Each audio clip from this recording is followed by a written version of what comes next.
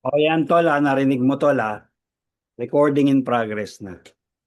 Kumusta, tol? Mabuti pare, ikaw. Okay lang. This would be our first and of many na we would be able to share ideas, talk about a lot of things. And I think isa sa mga gusto marinig ng mga tao is, lalo na ng mga kabataan, is kumusta ba ang pamumuhay ng mga 1990s? Natatandaan mo nung mga panahon natin noon, 1980s, Sesame Street. Oo naman. Hindi ko alam kung saan tayo nabibilang. Sa 80s ba? Or sa 90s ba? Yung mga pelikula from the 80s na Yeah, nire-remake ngayong, ito lang, 2000s. correct. Diba? Ang hindi pa lang nila na i-remake yung E.T. 80, Hmm. Alam mo actually. yun? Yeah. Si Oo. 80. Yeah, diba? Si E.T. Anong pangalan ni E.T. doon sa movie? 80, pinag-isip mo pa ako, tol? Sabi ko na sa'yo eh. Wala siyang pangalan doon. E.T. lang talaga. Oo, 80. Oo nga, no? Ngayon ko lang Huwag ka na na-realize yan, Huwag ka na mag-isip, huwag ka na mag-isip. Habang lumalaki ako, ah, nasa labas lang ako ng bahay. Hmm. Like, Which alam is, mo yun, yeah, siguro, nagigising siguro ako ng mga 7 o'clock ng umaga. okay. Tapos, lalabas, maglalaro, Mhm. ah, goma, text. Okay.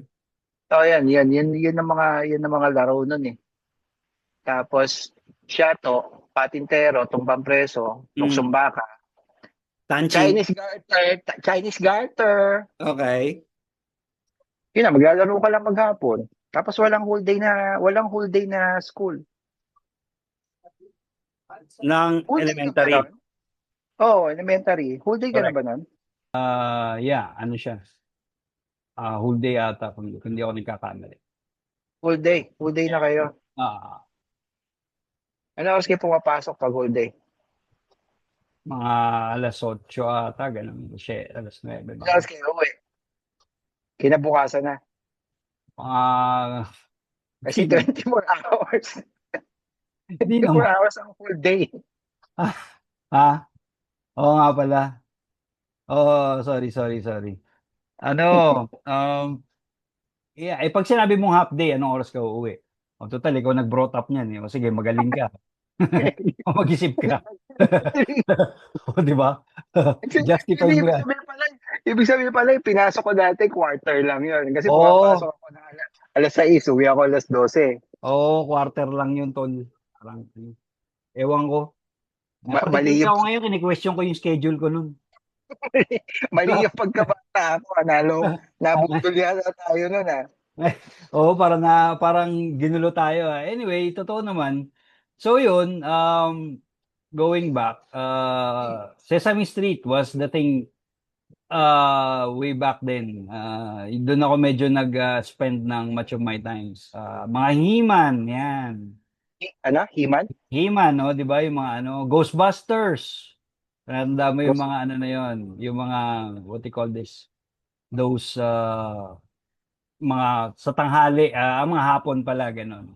Medyo Pero high school na tayo noon noong mga panahon na yun. But, I mean, early pa lang. Um, Sesame Street. Meron nandoon si Big Bird. Doon ko na-realize yung, ba't yan natatawa, tol? Totoo naman si Big Big Bird. Bird. Big Bird kasi siya eh. Oo, di ba? Napakaswerteng ano, nila lang. Siya isang Big Talaga Bird. pinakaswerteng bird sa lahat buong mundo Oo. yan. Big Bird Tapos, eh. nandoon si Count Dracula na nagturong magbilang. Ay, Oo, gano'n na. siya yun, tol. Siya yun. May sira din ang ulo nun eh. Oo, di ba? Pagkatapos niyang bumilang ng isa, proud siya sa sarili niya eh. One. Ah, ah, ah. Wala Totoo. gagawin ko sa trabaho dapat siya habang nakaupo ka. Tapos, nakaisang oras ka na. Pwede kang gawa ng one. Ah, ah, Taragis. Malamang tanggalin ka sa trabaho, tol. yun lang. Pero alam mo, ibang-iba na rin. Ewan ko nga, kasi nakikita ko pa rin, meron pa rin Sesame Street ngayon. But, hindi siya katulad ng Sesame Street dati na kinagis na ko at least, na napapanood ko siya. Marami tayong Naka, kinagis na noon na we believe, okay to eh. Ganito eh. Ah, nakapanood ka na ba ng bagong Sesame Street ngayon?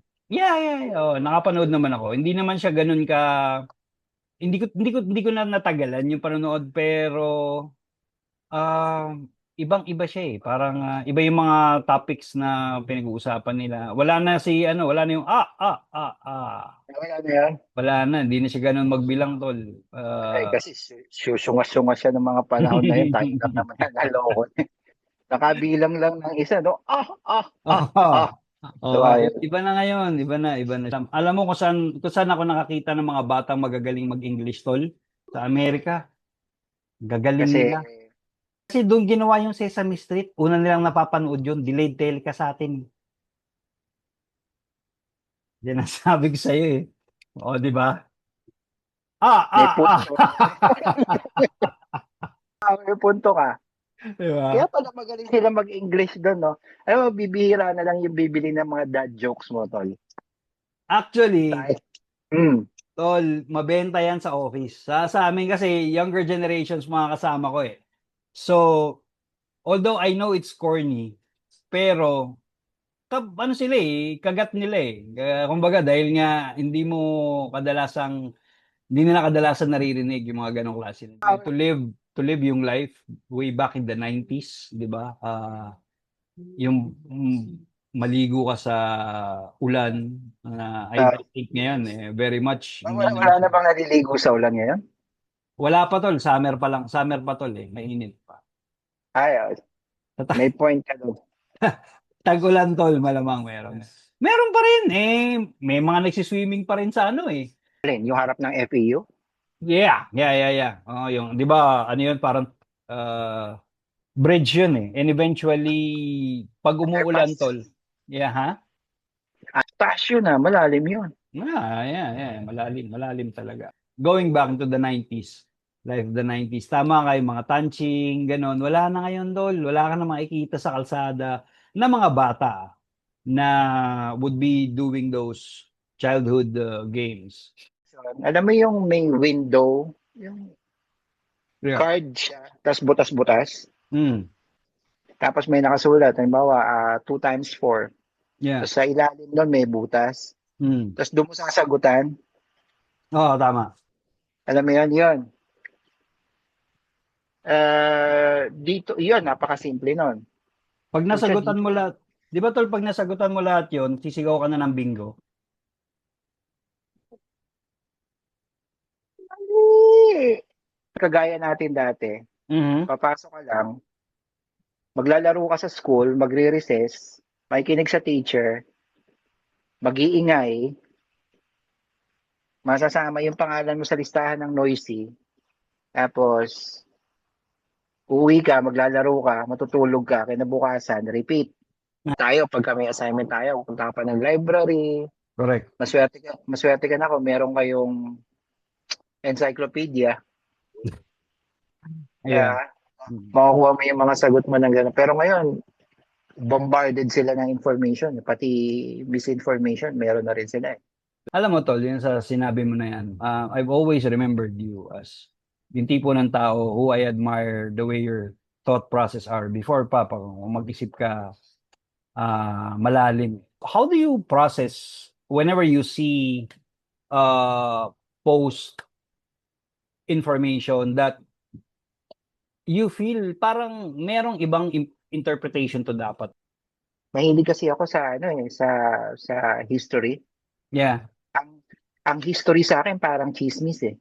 Hindi mo matatawaran is yung disiplina kung papaano ka mag-aaral, saan mo kukunin, saan mo pupuntahan. Alam mo yung may kasamang physical na hirap. Yeah. Alam mo yun, pupunta ka sa library. Yeah.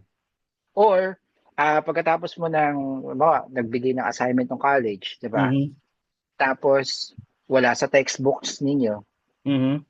pag-aalat ka ng oras, siguro kinabukasan, pupunta ka ng library, no, Yeah. uupo ka doon, magbabasa ka. Mhm. Yung process niya na para ma-acquire mo yung information lang na yon. Mhm. Minsan nga, three-liner lang ang kailangan ng teacher. Eh. Yeah. Hindi naman talaga kailangan mo lang talaga malaman saan galing, paano nangyari, parang ganon. So, habang habang eto na nung medyo papasok na tayo sa totoong buhay na sinasabi ng mga matatanda, this is the real life, ganyan. Ang bit ko is yung discipline. Iba kasi yung spoon-fed sa'yo eh, hindi mo alam yung value. True. Pero kapag ikaw yung nag-effort mismo, kahit maliit na bagay, Mhm. pinagpapasalamat mo siya. True. Ang sarap. Tapos, nagiging part na siya ng personality mo. Mhm. Yung yabang mo, authentic. Hindi rin siya madali. Bumagsak ako, nahirapan ako, Mhm. wala akong maisagot. Ngayon, nung naitama ko na, ang sarap sa feeling. Yeah.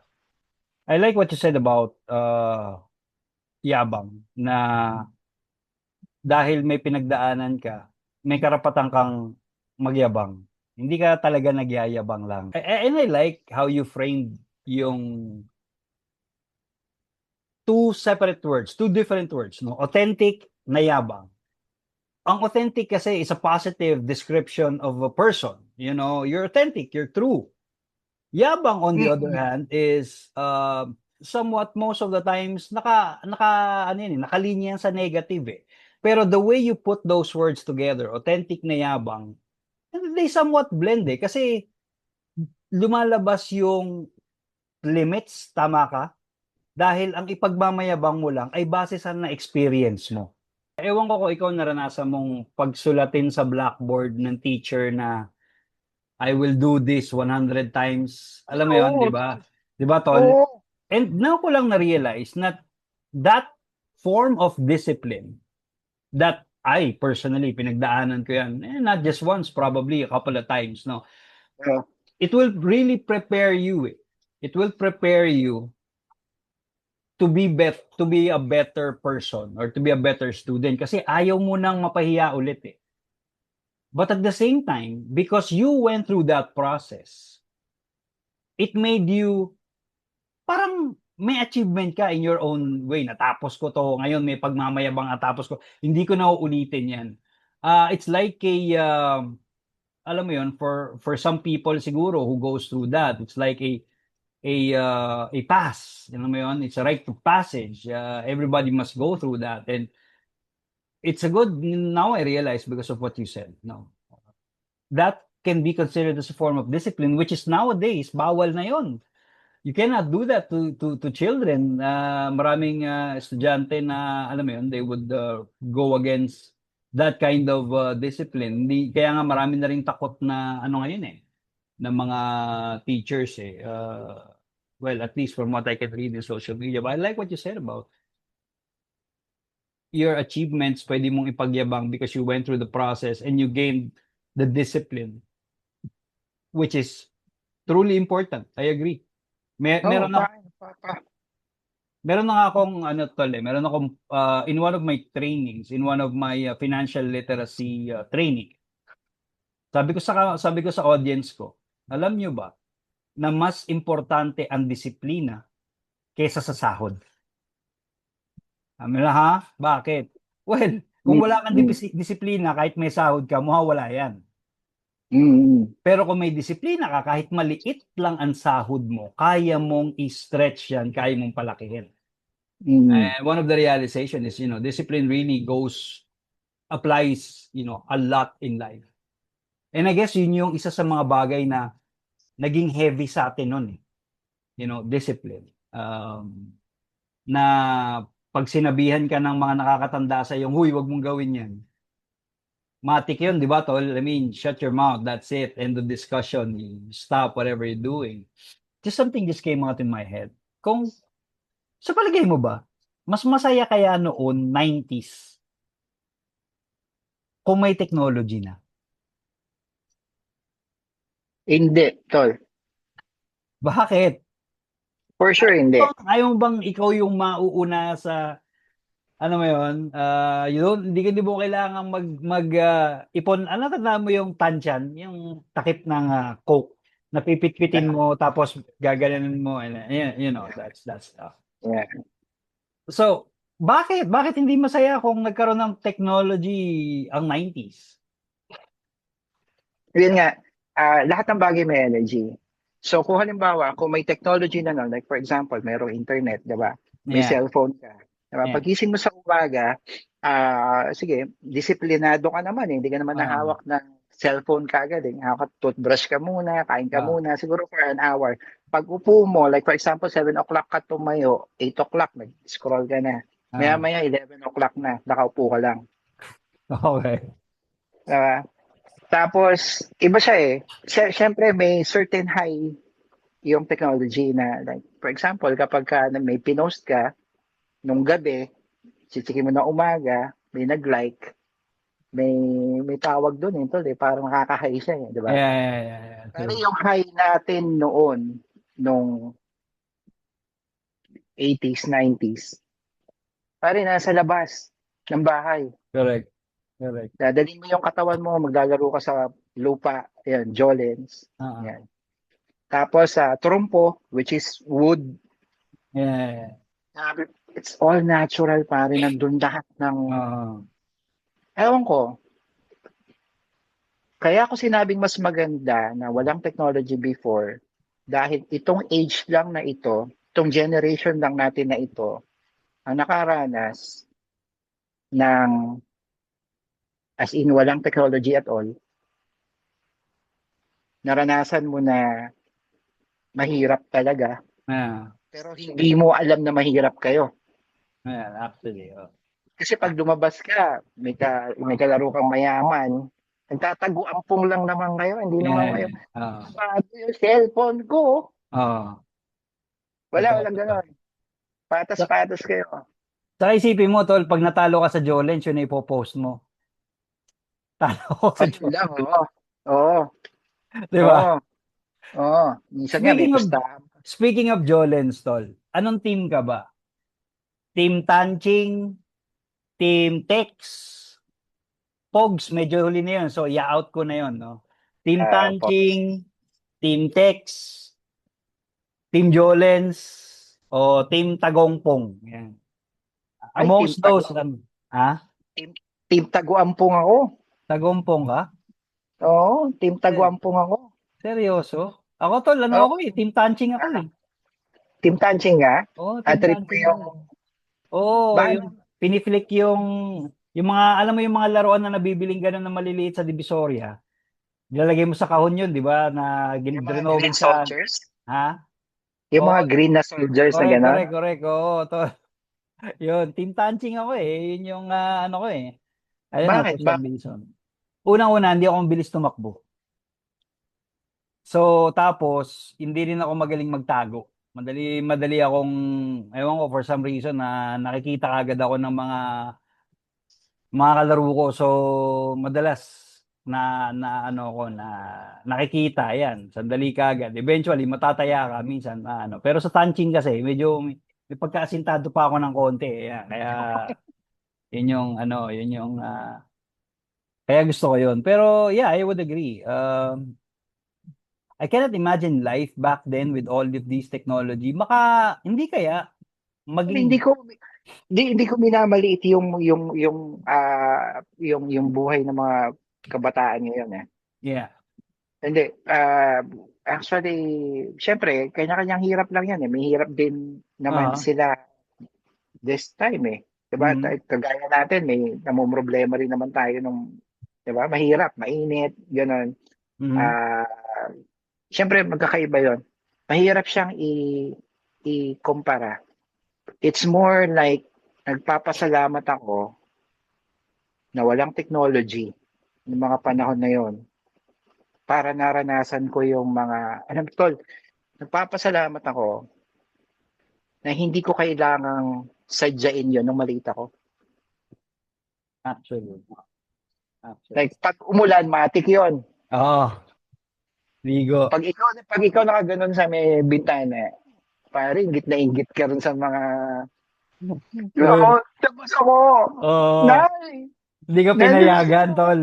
Oo. Hindi ka Tapos pinayagan. pag nag-ipon-ipon na, like group chat, Aha. pero physical. Correct, correct, correct. Group chat. Oh, no, no, no. Physical. Pare, out ka. Pag wala ka doon sa nangyari. Pag wala kang ambag, Pag wala ka doon alam mo, umulan, ah, tapos naglaro, tapos nawala yung ulan, pumasok sa bahay, naligo, tapos nag-group chat sa labas. Pag nagkwentuhan yung pare, out of place ka. true, true, true. If you could relive, pare, 90s, you'll be given one day to go back to the 1990s.